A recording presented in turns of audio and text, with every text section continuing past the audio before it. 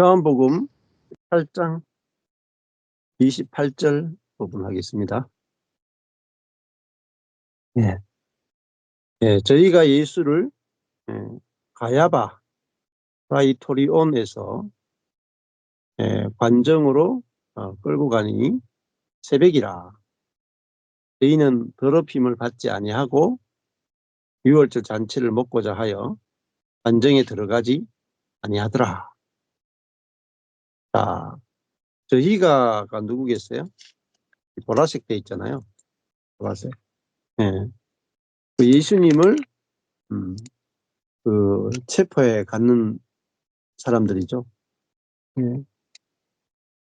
그 유대인의 하속들, 바리새인들, 이게 다 보라색이잖아요. 그다음에 가야바, 근데 가야바가 검은색으로 되어 있으니까, 예, 그 검은색 이게 대제사장이죠. 그 해의 대제사장, 그 해의 대제사장. 예, 돈으로 제사장직을 매수한 사람이죠. 아, 예, 가야바에게서 다시 이제 관정으로 프라이토리온으로 끌고 가니 새벽이다. 이제 프라이토리온 관정은 이제 에, 그거죠. 이제 빌라도가 있는 곳이죠. 이방인들이 에, 이 유대 전체를 지배하고 있는 그 시청 비슷한 그런 거라고 개념으로 보시면 될 것 같아요. 그래서 예수님의 재판이 처음에는 안나스 대제사장 안나스에게 갔고, 두 번째는 대제사장 가야바에게 갔고, 세 번째는 빌라도에게 재판을 받고 있고, 바울도 나중에 보면 세 번의 재판을 받는 걸 볼 수 있습니다. 그때가 이제 새벽에 끌고 갔습니다. 그렇게 되는 이유도 아마 사람들 의식에서 그렇게 했을 가능성이 높죠. 그리고 이제 그 진짜 진정한 의도는 유월절 잔치를 먹고자 해서 예수를 유월절 전에 그, 어, 그 이방인이 있는 그 관정으로, 빌라도 관정으로 미리 데리고 가는 것입니다. 예. 그러니까 더럽힘을 받지. 결국은 이 옛사람이라고 하는 것은 그 자기는 깨끗해 보이고 남은 더럽게 보이는 게 옛사람이죠. 그래서 저희들은 6월절에 이방인들과 접촉하는 그런 더럽힘을 받지 않으려고 예수를 빨리 그 빌라도에게 넘겨주죠. 예, 그러니까 설마 어떻게 뭐 생각이나 했겠습니까? 예수를 잡아서 죽이는 예수를 이렇게 잡아가지고 죽이려고 하고 또 빌라도에게 넘겨주려고 하는 이 사람들 입장에서 보면은 자신들이 잘못하고 있다고 절대 알 수가 없습니다. 왜냐하면은 이 옛사람 자체가 이미 사단에게 포로가 된 사람이기 때문에 그 옛사람의 가장 중요한 특징이 선악을 아는 지식이잖아요. 음. 그러니까 옛사람의 가장 근원적인 특징 중에 하나가 이제 내가 하나님 자리에 있어서, 하나님 자리에 있다는 말은 내가 이제 기준이다는 뜻이죠. 기준. 내가 기준이다. 그래서 나는 옳고 너는 틀렸다라고 내가 이제 재판을 정확하게 내리는 것입니다. 예. 그게 선악을 아는 지식의 가장 그 대표적인 특징이고, 그래서 하나님 자리에서 내려와서 우리가 피조물의 위치에 간다고 하는 것은 어, 나의 판단은 이게 맞는지 틀렸는지 정확하게 알 수 없습니다. 그렇게 되어야 사단에게 속지 않는 거죠. 예. 근데 이들은 사단이 있다고 아마 생각도 못했을 겁니다. 예. 사단의 존재에 대해서 전혀 인식을 못했죠. 그냥 우리 혼으로만 성경 말씀을 보고 옳다 그러다만 가지고 율법을 가지고 딱 판단을 했죠. 기준이 율법과 혼이죠. 성경과 혼이죠. 근데 그것이 틀렸을 거라고는 상상도 못하죠. 상상도. 왜 그러냐면요. 성경도 알고 이성적으로 판단도 하지만은 그 사단의 존재에 대해서 전혀 몰랐고, 그다음에 사단뿐만 아니라 인간 존재가 부패했다는 사실. 예. 그 부패한 것이 바로 옛사람인데, 우리가 옛사람으로 태어난다는 사실에 대해서도 전혀 인식을 못합니다. 그러니까 말씀이 아니고는 우리가 철저하게 선악과를 먹고 부패한 인간으로 태어나서 사단에게 100% 노예가 되어 있다. 이 생각은 절대 알아챌 수가 없습니다. 예. 그래서 이게 성경 본문을 아주 구체적으로 들어가서 볼 때만이 여기서 사탄의 문제, 이 검은색이 결국은 사탄의 색이잖아요. 이 키아즘 성경으로 보면은 12가지 색 중에 검은색이 사탄의 색입니다. 그러니까 가야바가 이 사탄에게 완전히 장악된 제일 우두머리가 제사장이죠. 대제사장이죠. 뭐 생각이나 했겠습니까? 대제사장이 거의 사탄의 가장 가까운 부하라고 본인이나 누구나 아마 생각하기 힘들었을 것입니다. 그러나 실제에 있어서는 그렇게 지금 되고 있고, 그 다음에 그들이 가야바도 마찬가지고, 여기 앞에 있는 뭐 안나스나 바리새인이나 그 성경 말씀대로 철저하게 살아가는 그들이 그 오히려 자기들의 메시아를 로마에게 넘겨주는 정말 자살골이죠, 자살골. 자살골을 한 거죠. 자기를 구원해줄 메시아는 죽이고, 자기들을 지배하고 있는 로마의 편을 들고 있는, 조금만 생각해보면 알 수 있는데, 결국은 그들의 눈이 얼마나 어두운가 하는 것들을 볼 수가 있죠. 그래서, 근데 이거는 뭐 보여주지 않으면 못 봅니다. 저도 그랬었고, 저도 내가 율법주의 목사로 이 은혜와 복음을 대적하고 살았구나. 이걸 제가 어떻게 볼 수 있겠습니까? 절대로 못 보죠. 나는 옳다라고만 생각하고 왔잖아요. 저도. 사도 바울도 이 예수 교회를 핍박하면서 내가 옳다라고 달려왔습니다. 옳다라고. 음.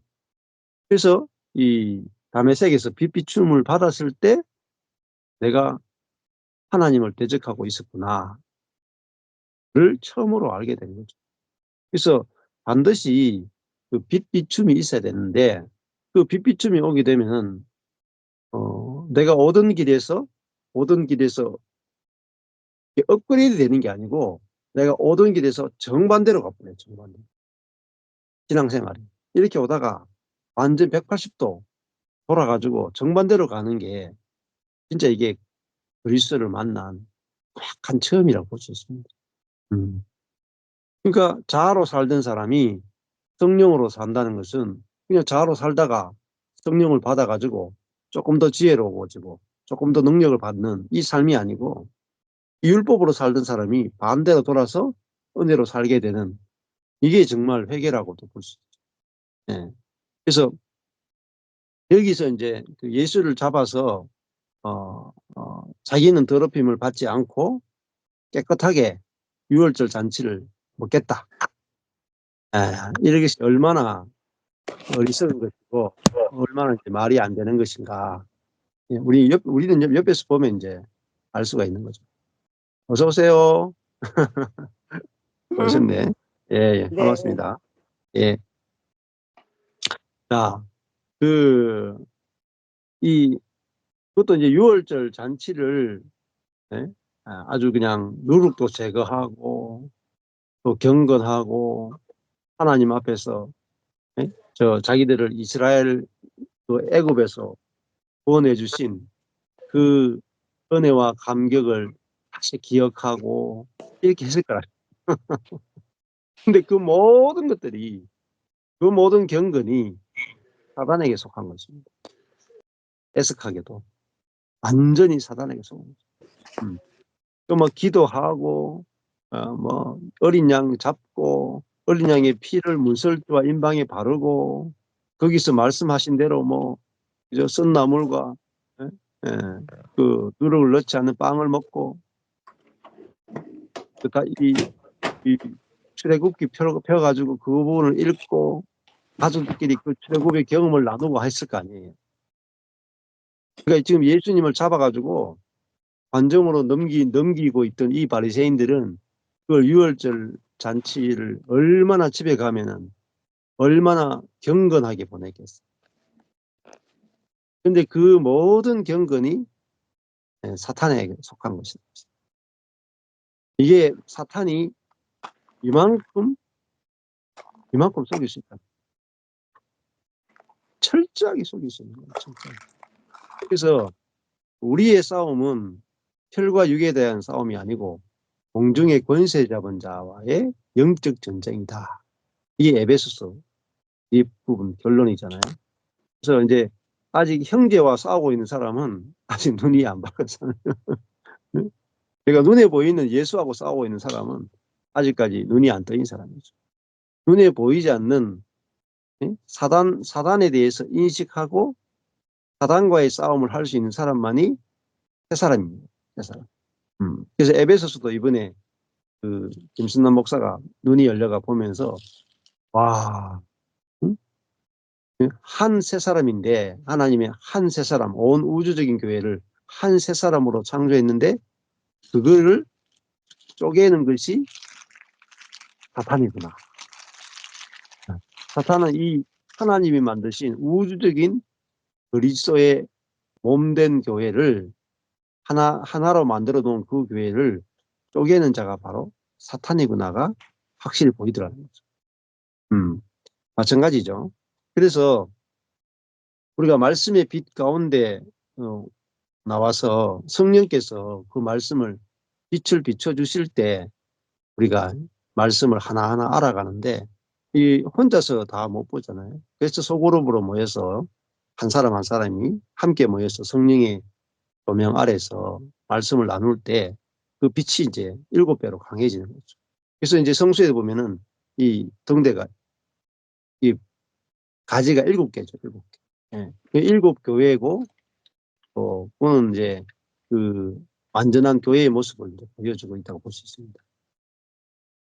자, 그래서 그 유월절 잔치를 먹고자 하여도 아주 새까만 색으로 되어 있습니다. 재밌죠? 이게 처음에 주어가 저희가예요. 저희가가 보라색으로 시작했잖아요. 저희가가 주어인데 저희가 끌고 가니는 또 보라색이라. 그죠? 저희가 끌고 가니 새벽이라. 그다음에 여기 보면 저희는 할 때는 이 약간 그 황토색이잖아요. 황토색. 이 이방인들이니까 이방인의 색깔이거든요. 이 색깔이 여기 12색깔을 보면은 이방인이 이방인이 황토색이에요. 이방인 중에서 백성들은 황토색이고 이방인의 족장 왕 지도자는 고동색입니다. 지금 이 색깔을 보면 황토 색깔에 가깝죠. 황토 색깔. 네. 고동보다는 황토 색깔입니다. 그러니까 저희는 이게 황토예요. 이방인의 백성입니다. 네. 근데 이게 이방인의 색깔 하면 안 되는데 유대인인데 황토. 네. 뭐 이방인이 유월절 잔치를 먹겠습니까? 네. 그러니까 여기 저희는 이 보라색으로 바뀌어야 될 거라고 생각이 들어요. 앞에 28절에 저희가가 거기 바로 연결되잖아요. 저희가 같은 저희가잖아요. 예. 그러면 이 28절의 두 번째 저희가는 보라색으로 바뀌어야 되고 저희는 더럽힘을 받지 아니하고 있잖아요. 받지도 보라색으로 바뀌어야 돼요. 그러면 받지 아니하고. 아까 전에 앞에 저희가 끌고 가니 그게 보라색이죠. 끌고 가니. 예. 그러니까 주어가 보라색이면 스스로도 보라색이 돼야 맞죠. 같은 주체가 하는 거니까. 그래서 다시 저희는 예? 이것도 유대인들이죠. 유대인이면서 하나님을 대적하는 자들이죠. 그래서 저희는 더럽힘을 받지, 이것도 보라색이겠죠. 받지 아니하고 유월절 잔치를 먹고자 하여. 먹고자 하여도 원래 스스로니까요. 보라색으로 해야 돼요. 먹고자 하까지 보라색으로 돼야 되는데 이 강시 목사님이 검은색으로 했어요. 검은색. 아마 의도적으로 검은색으로 했을 거예요. 예.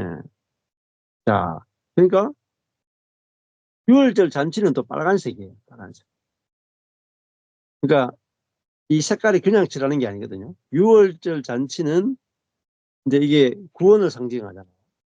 구원을 상징하니까 빨간색으로 했는데 먹고자 하여 이거를 까만색으로 했다는 말은 이 유월절 잔치를 먹는 것이 얼마나 지금 사탄적이냐 하는 거죠.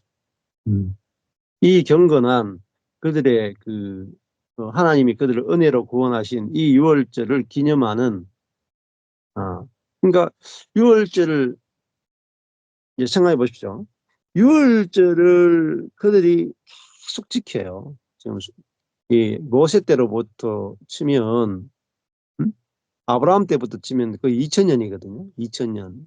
모세부터 하니까 뭐 천몇백 년 동안 지금 유월절을 지키잖아요. 근데 율법주의라 하는 것이 얼마나 무서운 거냐면 그들이 유월절을 지켜라 그러니까 유월절을 지키고요. 오순절 지켜라 하니까 오순절 지키고 초막절 지켜라 하니까 초막절을 지켜요. 예. 그리고 심지어 유월절의 의미에 대해서도 생각하면서 유월절을 해요. 하나님이 우리를 이렇게 구원했구나 하면서 감사하면서 유월절 잔치를 먹어요. 예. 초막절도 우리를 광야 40년 동안 우리를 먹이신 주님께 감사한다. 예? 오순절 우리에게 정말 이런 추수를 주신 주님께 감사한다 하면서 그들이 이 3대 절기를 지킵니다. 근데 이 유월절 자체가 그들이 애굽의 노예로 있을 때 절대로 그 노예에서 해방이 될 수 없었잖아요. 자기들의 힘과 능력으로는 절대로 거기서 나올 수 없었는데 하나님이 모세를 보내주셔가지고 그들을 100% 은혜로 애굽의 노예에 대해서 해방을 시켜주셨다. 그렇죠? 예. 그것을 기억하는 게 유월절이죠. 그러니까 그들이 지금 가나안에 와서 이스라엘을 이루고 사는 것은 전적으로 하나님의 은혜다 하는 것을 기억하라는 거죠. 그 말은 뭐냐면은 우리 자신의 지금 현재 우리가 이렇게 된 것 중에서 내 자신을 자랑할 게 하나도 없다는 거죠. 자랑할 게 100% 하나님의 은혜다. 이거를 기억하는 게 유월절 잔치죠. 근데 유월절을 열심히 지키면 지킬수록 뭐가 강해지냐면요. 나는 유월절을 지키는 사람입니다가 강해져요. 이게 율법주의의 엄청난 아이러니. 그러니까 영적인 우리가 하나님 말씀에 순종하면 할수록 유월절을 지키면 지킬수록 나는 유월절을 지키는 사람입니다라고 하는 자기의 행위가 자기 행위로 자기를 만들어 버려요. 자기는 유월절을 지키는 거룩한 사람입니다라고 하는 행위로 자기를 우상화시켜 버려요. 이게 우상숭배거든요. 자기 행위와 자기 의로 자랑할 만한 자기를 만들어내는 거. 그게 바로 우상숭배거든요. 자기숭배거든요. 그러니까 율법은 사탄이 어떻게 우리를 죄짓게 하느냐. 율법을 가지고 죄짓게 만듭니다. 어떻게 하냐. 율법을 지키게 해서 죄짓게 만들어요. 그러니까 이건 그걸 율법의 행위라 그래요. 율법의 행위. 율법의 행위로는 의롭다함을 받을 자가 없다. 이렇게 말하잖아요. 하나님은 율법을 통해서 죄를 깨닫게 하는 게 목적인데, 사탄은 율법을 지켜서 자기를 건축하게 만드는 것이 사단의 방법. 우리가 이게 정반대로 우리는 살아요. 정반대로. 하나님 율법을 지키라고 했다. 그래서 나는 율법을 지킨다. 너는 왜 안 지키느냐. 이렇게 가는 게 사탄의 전략이다. 그러니까 하나님의 말씀을 이렇게 예, 전체적인 문맥을 통해서 계속 보지 않으면은 내가 어디에 걸려 있는지를, 내가 어떤 함정에 빠져 있는지 자체도 전혀 모르는 거죠. 예. 자, 그러니까 유월절을 지켜라 그러면요, 유월절을 지키면서 나는 유월절을 지킬 수 없는 사람이구나를 알아야 그게 하나님의 뜻이잖아요. 예. 그런데 유월절을 나는 지키는 사람입니다. 이게 이제 오히려 큰 문제를 일으켰다는 거죠. 그래서 이들이 그 예수님을 관정으로 빌라도에게 넘겨주는 이유는 유월절 잔치를 먹고자 했어요. 어, 유월절을 지켜라는 하나님 말씀에 순종하고자 했다는 거예요. 얼마나 기특합니까? 유월절 지키라 하니까 유월절 지키니까. 근데 유월절 잔치를 먹는 게 뭐냐? 검은색입니다. 하나님을 대적하고 있다.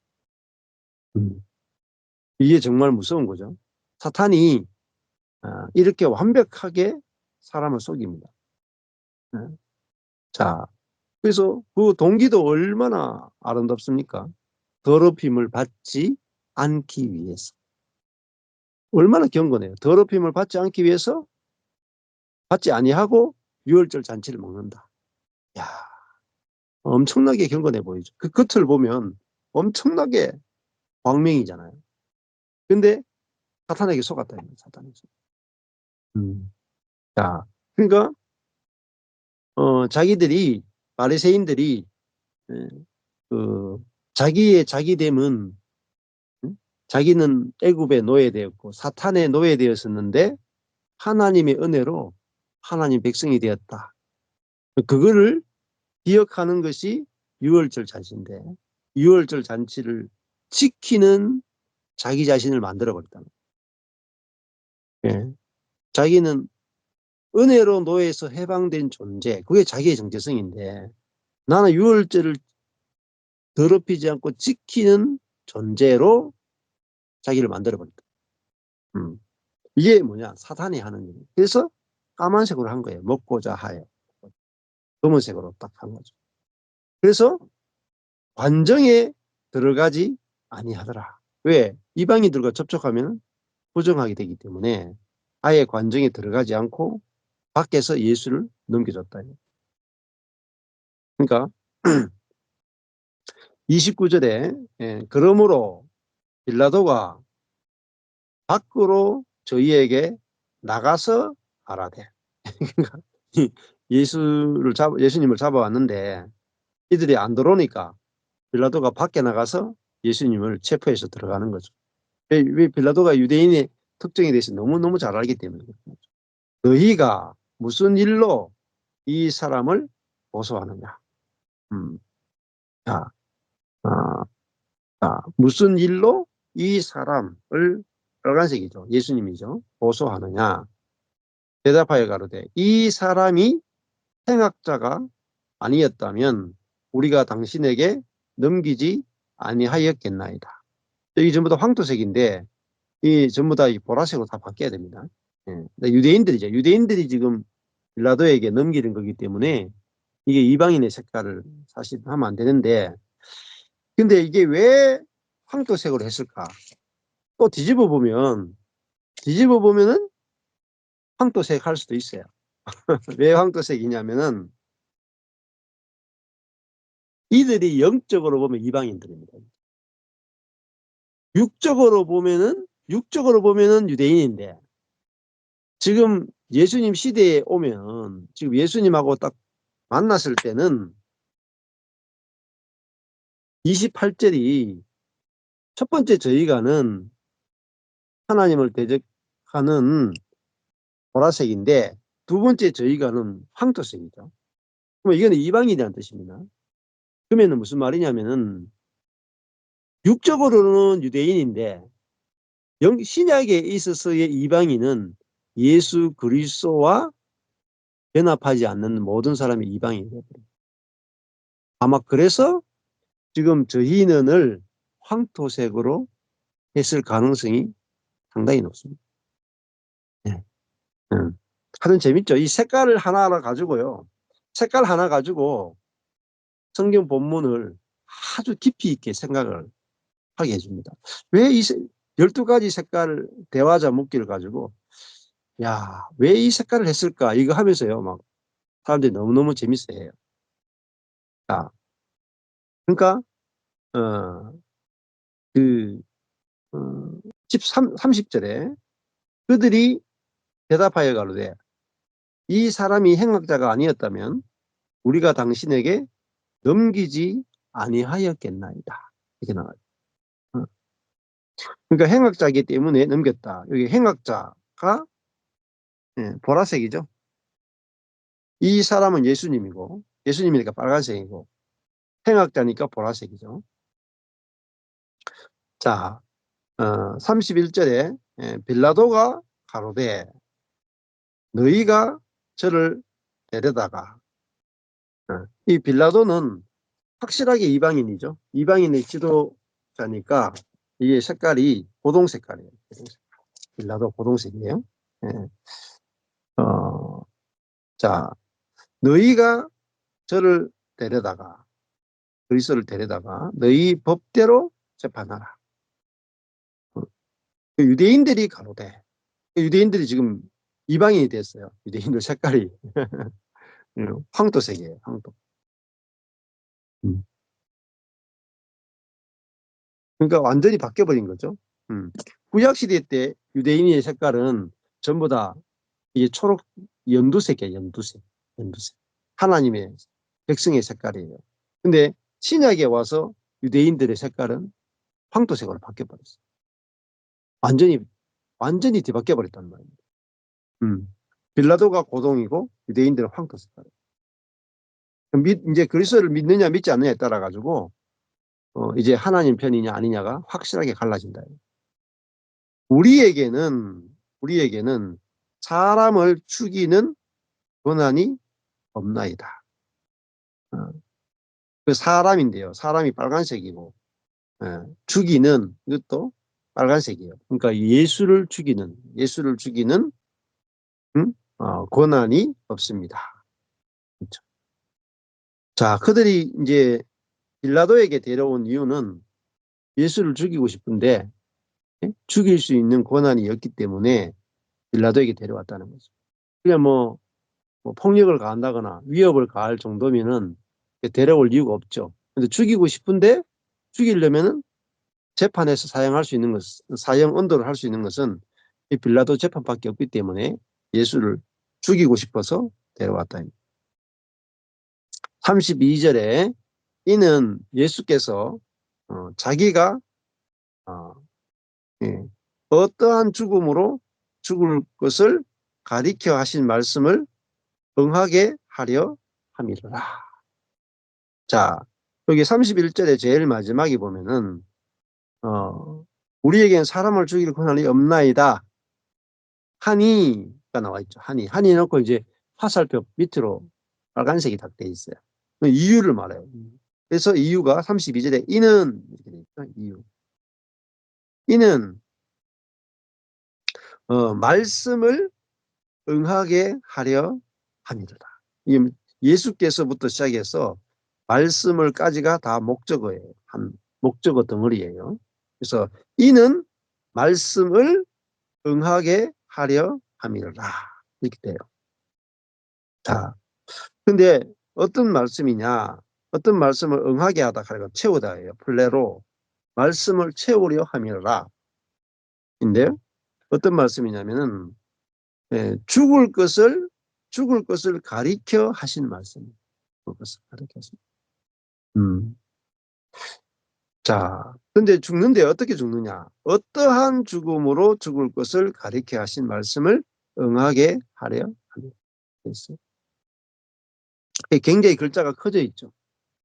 글자가 굉장히 커져 있어요. 그러면 그러니까 빨간색이고 굉장히 글자가 커져 있다는 말은 중요하다는 거죠. 28절에 6월절 잔치라는 글자도 굉장히 커져 있고 빨간색입니다. 자, 그러니까 여기서 머물러서 이제 생각하라는 거죠. 핵심을 생각하라. 어. 자, 그러니까 지금 유대인들이나 빌라도나 예수를 잡아서 이제 죽이려고 한다 이 말입니다.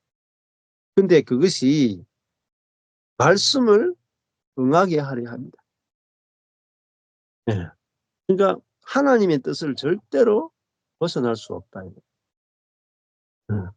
오히려 그것이 예수를 죽이는 것이 하나님의 말씀을 성취하게 만들어준다. 자, 이 사단이 지금 이 유대인들과 빌라도를 이용해서 예수를 죽이고자 하잖아요. 근데 사단이 이들의 눈을 어둡게 해서 예수를 십자가 못 박아 죽이죠. 사단의 전략대로 그대로 이루어지는 거예요. 사단의 뜻대로 그대로 이루어져. 근데 사단의 뜻대로 그대로 이루어지는 게 뭐냐? 말씀을 성취하는 거예요. 못 이겨요. 못 이겨. 절대로 못 이겨요. 하나님의 지혜는 절대로 못 이겨요. 사단이 어떤 것을 해도 하나님의 지혜를 이길 수 없다. 그래서 야, 이제 하나님이 내 안에 들어와 사신다. 그 말은 뭐겠어요? 예. 우리의 삶에 죽음조차도 하나님의 뜻을 이루고 오히려 절망이나 좌절이 하나님의 뜻을 이루기에 더 좋다는 거죠. 예. 절대로 사단이 이길 수 없다는 거예요. 하나님의 지혜를 이길 수 없죠. 그러니까 예수가 하나님의 지혜고 성령이 지혜의 영이잖아요. 그러니까 그 그리스도와 성령이 우리 안에 계심으로 사탄이 절대로 이길 수 없다. 하나님을 절대로 못 이겨요. 사탄의 이 예수를 십자가 못 박아 죽이는 것은 사탄의 전략이죠. 왜냐하면은 구약 때부터 모든 선지자를 다 죽였잖아요. 음. 모든 선지자를 다 핍박하고 죽인 게 사탄인데. 그러니까 그 마지막에 아들까지도 지금 십자가 못 박아 죽이는 게 사탄의 최대의 지혜고 최대의 능력이에요. 최대치예요. 사탄의 지혜의 최대치, 능력의 최대치가 이 선지자인 예수를 이 이방인의 손을 들어가지고 십자가에 못 박아 죽이는 것입니다. 십자가 못 박아 죽으면요. 나무에 달린 자는 저주를 받은 자이기 때문에 절대로 메시아가 될 수 없어요. 그러니까 사단의 계획이 완벽하죠. 완벽. 한치의 오차도 없이 예수님을 가짜 메시아로 정확하게 만들어버려요. 정확하게 만들어. 그래서 뭐 중세 때도 마찬가지잖아요. 루터를 이단으로 삼아가지고 죽이려고 했는데 그것이 오히려 그 루터를 종교개혁자로 만들었잖아요. 잔너 기용을 이단 재판했기 때문에 오히려 잔너 기용이 책들이나 모든 것들이 지금까지도 강력한 영향을 끼치고. 그러니까 사단의 전략은 항상 죽이는 거예요. 죽이는. 핍박하고 죽이는. 근데 하나님은 항상 그것을 이용해서 반대로 반대의 결과를 만들어내시는 게 하나님의 지혜다. 이렇게 볼 수 있겠죠. 예. 자, 그러니까 그것이 사탄이 지금 예수님을 재판해가지고 유대인들을 동원해서 그 로마인들의 손을 빌어서 죽이는 것이 하나님의 말씀의 성취래요. 야, 예. 그러니까 이게 우리의 인생도 얼마나 안심이 됩니까? 예. 우리 삶에 어떤 일이 일어나도 하나님의 말씀을 성취하는 거죠. 그러니까 하나님을 사랑하는 자, 그 뜻대로 부르심을 입은 자들에게는 모든 것이 합력하여서 선을 이룬다는 말은 하나님의 뜻을 이룬다는 거죠. 예. 자, 그러니까 그 예수님이 이 죽음이라고 하는 것은 어, 가장 저주스러운 죽음입니다.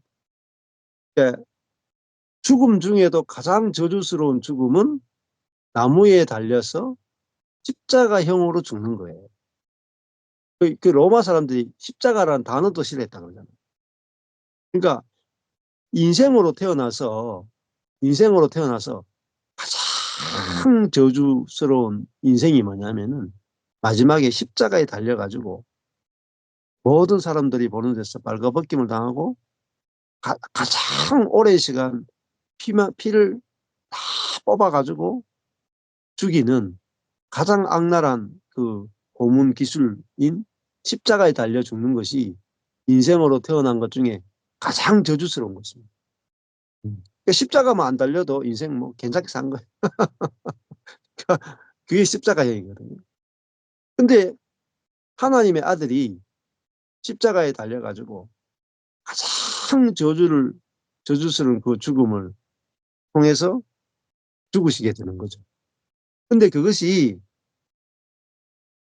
그 예수님이 당한 그 죽음과 실패와 저주가 인류의 모든 저주를 다 끝내는 인류의 모든 저주를 한 방에 그냥 끝내는 하나님의 지혜고 하나님의 능력이라고.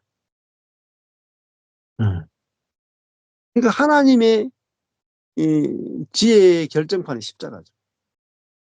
사단을 완벽하게 해낼 수 있는 그거 뭐냐? 사단의 꾀를 역이용하는 거죠. 사단의 꾀를 역이용해서 하나님의 사단의 문제를 처리해 버립니다. 그러니까 사단 편에서는 할 말이 없는 거죠. 할 말이 없는 거죠. 즉 다른 말로 하면요. 자기 꾀에 자기가 넘어진다. 이게 사단의 특징입니다. 우리가 시편 지금 그 1편, 2편, 3편 해가지고 목회자 이제 목요일 저녁에 7시 반에 목회자 모임이 있고 또 월요일 오전에 8시에 기아점 성경반에서 또 시편을 이렇게 하잖아요. 근데 이번에 그 시편 하면서 공통되는 특징이 있을 겁니다. 시편에서. 예, 다윗이 고백할 때 원수들이 자기 꾀에, 자기 꾀에 빠지게 하시고 자기 함정에 빠지게 하시고 자기가 놓은 덫에 걸리게 하옵소서. 이게 다윗의 고백이에요. 그러니까 다윗이 원수들을 향해서 고백할 때 항상 그 핵심이 원수들이 자기 꾀에 자기가 넘어지게 하시고 자기 올무에 자기가 걸리게 하시고 자기 덫에 자기가 걸리게 하소서. 이게 악인에 대한 다윗의 기도예요. 그 원수가 누구냐? 사탄이다. 사탄이 자기 꾀에 넘어지게 해주십시오. 그게 이제 다윗의 기도라고 볼 수 있죠. 그래서 지금 그러니까 옛사람이 사단에게 포로된 사람이잖아요. 우리의 자아가 사단에게 포로된 사람이잖아요. 그러면 이 사단과 사단에게 포로된 사람의 특징이 뭐냐? 자기 꾀에 자기가 망한다는 것입니다. 이게 옛사람의 가장 큰 특징입니다. 그러면은 사람 왜 망하느냐? 자기 능력을 믿어서 망해요. 사람 왜 망하냐? 자기 꾀를 믿어서 망합니다. 그게 시편 1편이에요. 복 있는 사람은 악인의 꾀를 좇지 않아요. 죄인의 길에 서지 아니하고 오만한 자의 자리에 앉지 아니하고. 이게 세 가지거든요. 복 없는 사람이거든요. 그러니까 악인은 자기 꾀로 망하고 죄인은 자기의 방법에 망하고 오만한 자, 자기의 위치 때문에 자기가 망해요. 그러니까 하나님의 재판의 우주적인 재판의 특징은요. 하나님이 적극적 재판보다는 소극적 재판이죠. 네. 그래서 로마서도 보면은 버려두는 거예요. 버려두는 거. 내어버려두사.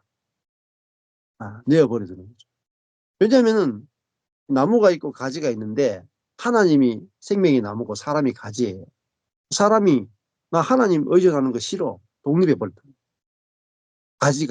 가지 주제에 나무에게 독립해버린 거예요. 이게 인간의 죄예요. 하나님은 자기에게 떨어진 이 가지를 찾아가서 심판하지 않습니다. 하나님은 이 가지가 돌아오기를 원하세요. 근데 이 가지가 안 돌아와. 나는 하나님 필요 없다 해서 자기 안에 있는 자원으로, 지혜로, 능력으로, 경건으로 살아요. 이게 뭐냐? 요 상태가 저주 상태. 그냥 두죠. 내버려 두죠. 내버려 두면 말라가 죽어요. 이게 하나님의 심판이에요. 자기 꾀에 자기가 넘어지는 거예요. 하나님이 사탄을 따로 심판 안 해도 돼요. 사탄을 그냥 두면 피조물이기 때문에 그냥 두면 자기 꾀에 자기 능력에 자기가 걸려 넘어진다. 그게 하나님의 심판의 아주 큰 특징입니다. 그래서요, 뭐 우리가 부모가 자식에게 할 수 있는, 우리가 아이들이 어렸을 때 부모가 하는 가장 큰 벌이 뭡니까? 해초리 때리거나 벌서기 하거나, 이게 최고의 벌이 아니죠. 그건 사랑한다는 것이죠. 해초리나 뭐 몽둥이로 한 방씩 때릴 때는 사랑한다는 표시고 포기 안 했다는 뜻이잖아요. 근데 부모가 자식에서 진짜 열받아 버리면은 호적에서 판다 이야기 많죠. 호적에서 판다. 그 말은 나하고는 이제 부모 자식 간의 관계를 끊는다. 그 말은 공격하는 게 아니고 해초리 때리는 게 아니고 손 뗀다 이 말, 손 뗀다. 이게 가장 무서운 거잖아요. 근데 예, 사탄은 스스로 하나님에게서 떨어진 자죠. 떨어진 자. 그래서 자기 지혜로 사는 거란 말입니다. 그래서 결국은 하나님이 이 예수님의 죽음을 어, 하나님께서 하나님의 지혜로 바꾸어 내시죠. 하나님의 지혜가 그 십자가에 딱 적용이 되니까 그 예수님의 한 분의 죽음 안에서, 한 분 죽음 안에서 모든 옛사람을 다 죽여버리는 하나님의 지혜고 능력으로 작용해버립니다. 그러니까 사탄이 한 번에, 한 방에 자기 모든 백성을 다 잃어버려요. 예수님의 죽음 안에서 옛사람이 다 죽었다 이 말은, 사탄이 자기의 모든 나라를 잃어버립니다. 백성을 한 번에 다 잃어버려요. 그러니까 스스로 망하는 거죠, 스스로. 뭐 우리 주변에 이제 그 바둑 두는 분들이 있어가지고 제가 이렇게 지켜봤거든요. 근데 그분들이 뭐라고 이야기하냐면은 한 번에 그럴만 하더라고요. 그래가지고 바둑 그 구단이 있어, 구단. 우리나라에 바둑이 제일 높은 사람이 한 9단 정도 되잖아요. 프로 구단이에요. 프로 구단 한 명하고, 프로 구단 한 명하고, 예? 아마추어, 예? 10만 명하고 바둑을 떠요. 1대 10만이에요. 누가 이기겠습니까? 어. 프로 구단 한 명하고 아마추어 10만 명, 예? 바둑을 뜨면요 10만 명이 져요. 프로 구단 한 명을 못 이깁니다. 왜 그러냐면 앞을 내다보는 수가 달라요. 지혜의 이 바둑 세계는 그렇거든요. 바둑 두는 사람은요 머리를 막 엄청나게 써요. 절대 못 이깁니다. 절대. 그러니까 예를 들면 프로 구단이 바둑 두잖아요. 그러면은 이제 아마추어 10만 명이 같이 막 떠요. 그러니까 이긴다고 생각해서 막 뜨는데 막 처음에 이기는 것 같아. 이 마지막에 구단이 한 수를 땅 뜨면 다 죽었어. 다. 그, 그 큰 전체가 다 죽어버려. 전체가. 딱 한 수에, 그냥 한 수에 다 뒤집어져 본다니까. 한 수에. 이 하나님의 바둑판이죠. 우리 역사는 하나님의 바둑판이에요. 그러니까 우리 인생도 하나님의 손에 달렸잖아요. 하나님의 손에. 정말 망한 것 같았는데 하나님이 한수만 딱 뜨면 뒤집어져 버려, 인생이. 흥한 것 같았는데 하나님이 한수만 뜨면 뒤집어진다니까요. 네. 그래서 여기 지금 사람이 28절에서 31절까지는 사람이 바둑 두는 거예요. 사람이. 이렇게 하면 이길 것이다. 이렇게 하면은 맞다고 생각해가지고 막 10만 명이 막 머리 맞대가지고 예수를 죽이려고 막 바둑을 뜨는데 아니 막판에 도라를 딱 쏘니까 뒤집어져가지고 그 죽음이, 그 예수를 죽이는 그 죽음이 뒤집어져가지고요 부활이 돼버리다니. 못 이겨요. 10만 명들이 거품 문다니까, 거품. 그, 예? 프로 구단 바둑 그 한 사람 앞에서 완전히 다 항복할 수밖에 없다. 음. 그러니까 우리 인생을 뭐로 살아야 되는가 하는 거죠. 자, 그러니까 우리 인생을 우리의 지혜로, 예? 아마추어 10만 명의 지혜를 아무리 모아봤자 답이 없는 거죠. 우리의 머리의 지혜를 의지해가지고 살아봐도 답이 없는 거죠. 그래서 하나님이 우리에게 성령을 주신 것은 지혜의 영을 주셨잖아요. 예. 그래서 우리가 우리 안에 계신 성령께서 우리를 이끌어 가시는 대로 우리가 따라갈 때, 예? 예. 그 어, 성령께서 우리 인생을 하나님의 지혜로 얼마나 놀랍게 따맞추어 가시는지를 알게 되는 거죠. 이 죽음조차도 부활로 만들어내시죠.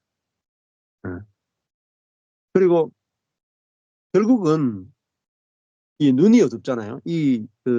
백성들의 문제는, 사람들의 문제는 눈이 어두운 거죠. 눈이 어두워서 사단의 존재를 전혀 모르는 거죠. 그러면 우리도 마찬가지잖아요. 우리가 성령의 지혜가 필요하고, 성령의 지혜는 어디서 오느냐? 성경에서 옵니다. 성경과 성령은 하나로 가시거든요. 하나로. 왜냐하면은 성령이 사람을 감동시켜서 기록하게 하신 겁니다.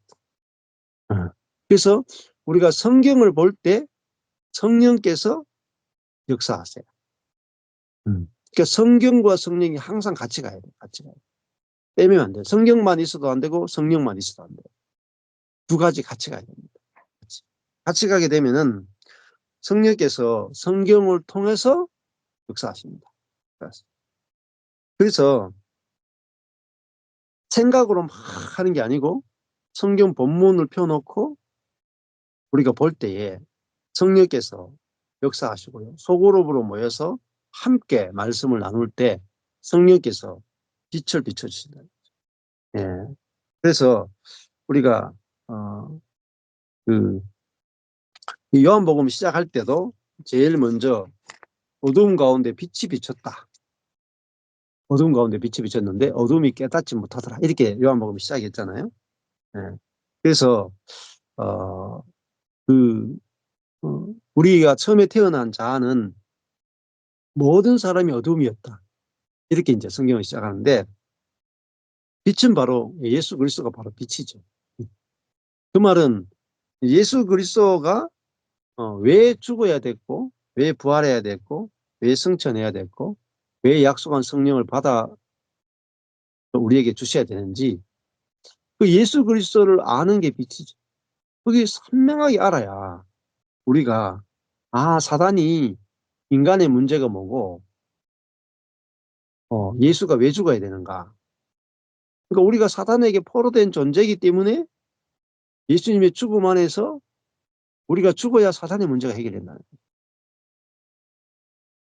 예. 그 빛비춤이 있을 때 예수님의 죽음이 정말 절대적인 하나님의 능력이고 지혜라는 것을 알게 되고 그 죽음을 통해서 우리가 진정한 그 사단에게서 해방이 되는 거죠. 그래서 이제 갈라디아서에 가면은 갈라디아서 말한 자유 있잖아요. 자유. 그 자유는 이제 율법에 대한 자유, 죄에 대한 자유, 뒤에 가면 육에 대한 자유. 결국은 그 모든 것은요, 율법, 육, 죄, 이 세 가지는 어디서 나오느냐? 그 밑바닥의 근원이 사단입니다. 사단에게서 나와요. 음. 이번에 이제 서울 집회 때 하나님께서 은혜를 주셔가지고 그 기아점 성경 빌립보서하고 에베소서를 쫙 펴놓고 했는데 어, 저도 뭐 어느 것을 할까 하고 막 생각을 하고 가셨는데 하나님이 갑자기 그런 마음을 주시더라고요. 빌립보서에서 빌립보 교회의 문제가 뭔가 그걸 찾아보게 하셨어요. 이렇게 현수막을 쫙 펴놓고 빌립보 교회의 문제가 뭔가 찾아보세요. 이거 놀이를 했거든요. 그랬더니 저도 이렇게 보니까 빌립보 교회 문제는 쉽더라고요. 보라색하고 검정색만 보면 돼요. 그래서 보라색은 표면적인 문제고 검정색은요 깊은 근원적 문제예요. 그래서 빌립보서에서 검은색만 딱 찾아가지고 이야기하니까 이야, 빌립보 교회 문제는 드러나는 문제는 분열이지만은 감추어진 문제는요 사탄의 문제들. 그게 확실하게 드러나는. 그 에베소서를 가지고 또 물어봤거든요. 에베소 교회의 문제가 뭐냐? 그래서 이 키아즘 성경이 너무 좋은 게 뭐냐면은 12가지 색깔로 되어 있다는 거죠. 대화자들. 그래서 에베소 교회 문제를 찾으려면은 쉬워요. 검정색 찾아봅니다. 사탄의 색깔. 그 사탄의 색깔 검정색에서 뭐가 나오느냐? 모든 하나님을 대적하는 보라색이 나와. 그래서 그거 가지고 보니까 너무나 그 빌립보서하고 에베소서의 문제, 그다음에 무슨 질문을 했냐면요. 빌립보 교회하고 에베소 교회가 문제가 사탄에게서 왔는데 여기는 해결책이 뭔가? 해결책을 찾아보십시오. 하니까 빌립보서에서 그 사탄의 문제를 사도 바울이 어떻게 해결했는가? 그리스도로 해결하더라. 그리스도로. 그 노란색 찾아보십시오.